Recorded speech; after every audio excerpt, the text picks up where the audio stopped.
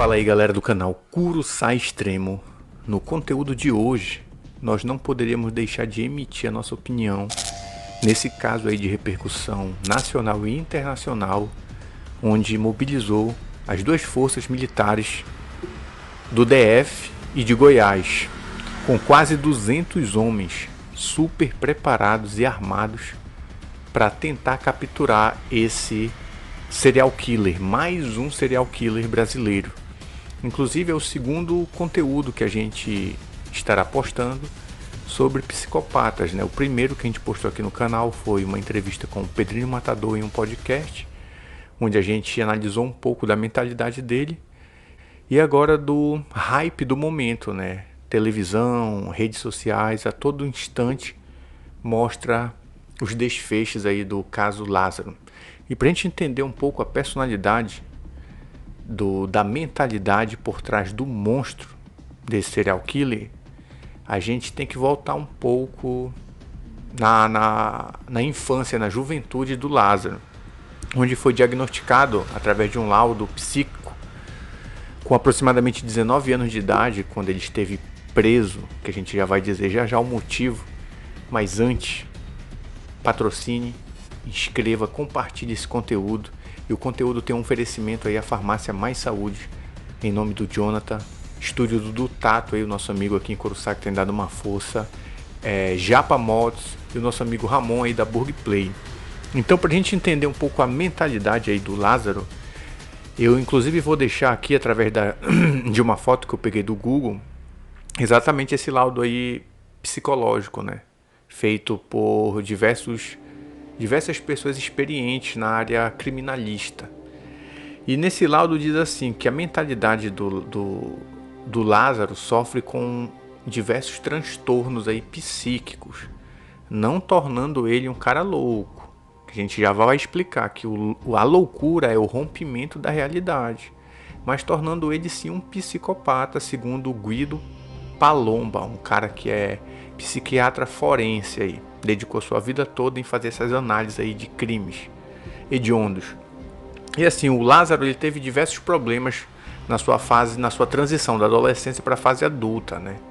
E quando ele ficou preso na Papuda, se eu não me engano, por ter cometido um duplo assassinato na Bahia, ele fez exatamente isso que ele está fazendo nesse exato momento. Ele se camuflou através das matas da região e passou 15 dias sem se alimentar e sem beber água.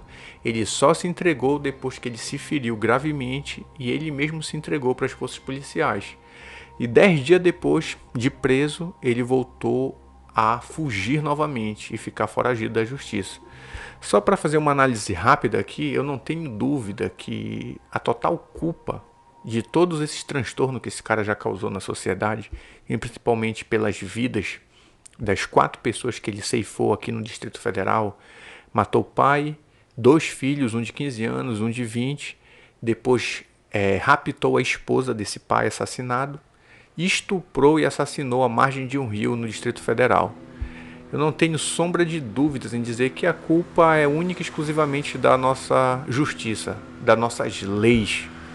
A polícia realmente às vezes faz um trabalho de enxugar gelo. E o advogado, muitas vezes que temos raiva por defender um cara desse tipo, dessa estirpe, o cara não está fazendo nada mais, nada menos do que o trabalho dele, baseado naquilo que ele estudou sobre as leis desse país escroto. Então as leis soltam. Não é a polícia, não é o juiz e não é muito menos o advogado. Enquanto não houver uma reforma nas leis brasileiras, a gente vai encontrar diversos Lázaros que estão aí só esperando esse gatilho aí da psicopatia transformar em uma bolha que possa explodir aí e ceifar a vida de centenas de pessoas aí. E assim, isso pro Lázaro não é novidade. O cara que se intocou em uma mata e passou 15 dias, eu creio que o desfecho disso aí vai ser ele se entregar. Ele tá cansado, ele tá acuado. Inclusive, eu me pergunto por que a polícia não usou a estratégia de ficar de campana dentro das casas, porque o Lázaro ele está trabalhando da seguinte maneira. Ele passa o dia descansando, fugindo, escondido. Na verdade, eu acho que ele passa o dia em lugares fixos E à noite ele sai para se alimentar, buscar comida, buscar um pouco de água e abrigo. E é nesse momento em que ele faz mais reféns, pelo menos era nos primeiros dias assim, e conseguiu matar algumas pessoas, né?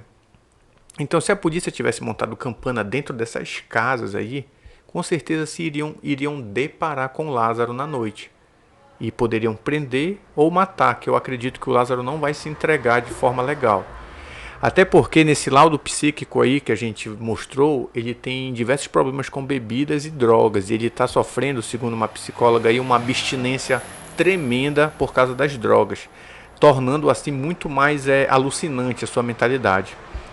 E o psiquiatra Guido Palomba, ele faz a seguinte análise bem rápido para te entender o que é um psicopata. Essa palavra aí que está bastante divulgada agora através desses casos aí, Pedrinho Matador e do Lázaro Barbosa. Seguinte explicação do psiquiatra aí, Guido Palomba. Existe o dia e existe a noite, existe a aurora. A aurora não é o dia nem a noite, é o meio termo. O psicopata está exatamente nesse meio termo, ele está na fronteira entre a loucura e a normalidade, ou seja, ele não é nem louco e nem normal, ele está no meio, porque a loucura é o rompimento com a realidade. Então o laudo do Lázaro Barbosa não poderia jamais dizer que ele é uma pessoa louca, porque ele não rompe com a realidade. A todo momento ele está consciente daquilo que ele vai fazer. Inclusive ele tem uma habilidade imensa por sempre ter morado nessa região de mata. E até a professora dele, em um vídeo que eu vi, diz que o Lázaro só ia para a escola e depois voltava para dentro do mato.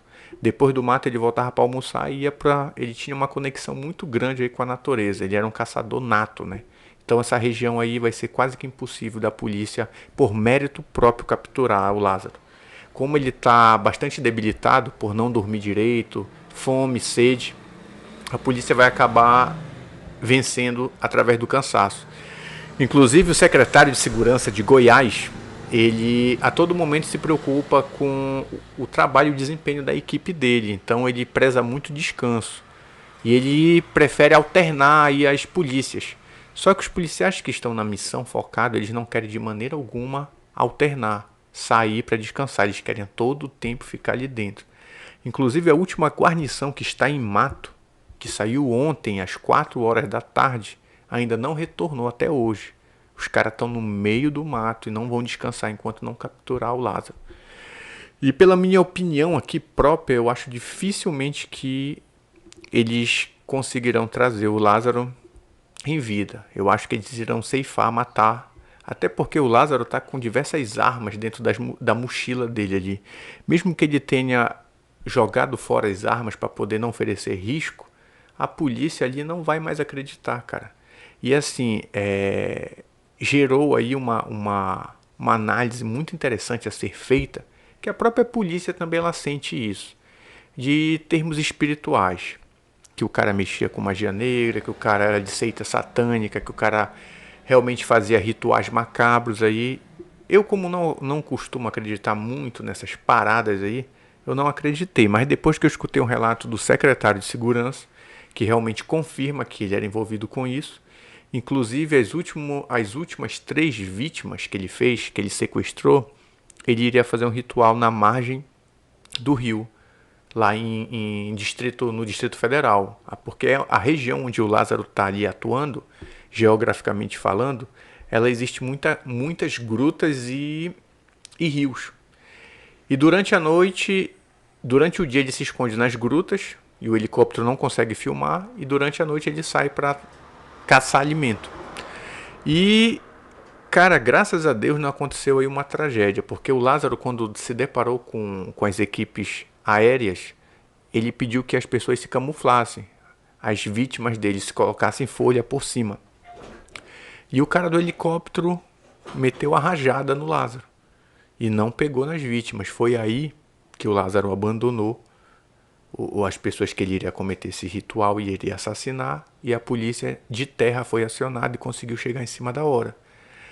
E tudo isso graças à menina que foi capturada, de 15 anos, que mandou a mensagem para as forças policiais. Mas é aí que eu falo, por que a polícia não fez campana a todo instante de ficar dentro das casas, sabendo que o Lázaro à noite iria voltar para buscar alimento, roupa, água, e assim eles poderiam se deparar com o meliante e trocar tiro ou trazer ele vivo.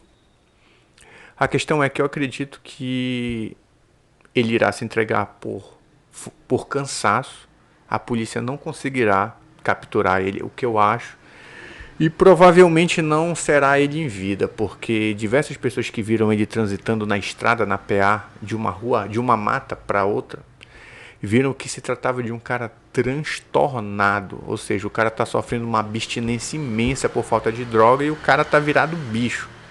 Inclusive eu fico com o depoimento de um policial muito guerreiro que falou assim, um coroa, quando a repórter indagou se o Lázaro realmente era envolvido com seitas macabras, satânicas, e o que a polícia poderia fazer. Ele falou, olha, independente se ele está envolvido ou não com forças espirituais, com demônios, uma coisa é certa.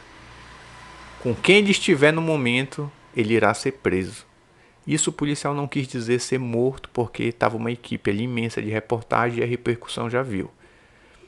Ou seja, se existe o mal, que com certeza existe, existe o bem atuando na mesma proporção, na mesma não, maior. Então, se o Lázaro lhe representa a figura sobre-humana de demônios, os policiais ali representam a figura angelical dos mensageiros de Deus, que são os anjos. E não tenha sombra de dúvida que o bem vai vencer o mal, e o mal nunca venceu o bem. E assim, gente, então essa é a análise que a gente faz aqui. Esperamos sim que o Lázaro seja capturado. Eu acho que a morte para esse cara é pouco, é muito rápido. A prisão perpétua seria ideal, mas infelizmente não tem no Brasil. O máximo que se fica preso é 30 anos aqui no Brasil, a pena máxima. E a prisão perpétua eu seria a favor da seguinte maneira, desde que ele trabalhasse, não que a gente sustentasse um vagabundo desse através dos nossos impostos, que a prisão perpétua fosse como é nos Estados Unidos e em alguns estados, em que os presos se deslocam para algumas plantações e trabalham com a sua própria força para sustentar ali o resto da sua vida dentro da prisão. Então o canal Curuçá Extremo se despede. Essas são as informações, as análises aqui dessa mentalidade. E fiquem com Deus. E a gente se vê até no segundo episódio, que será a prisão ou a morte desse meliante. Valeu, fiquem com Deus e tchau.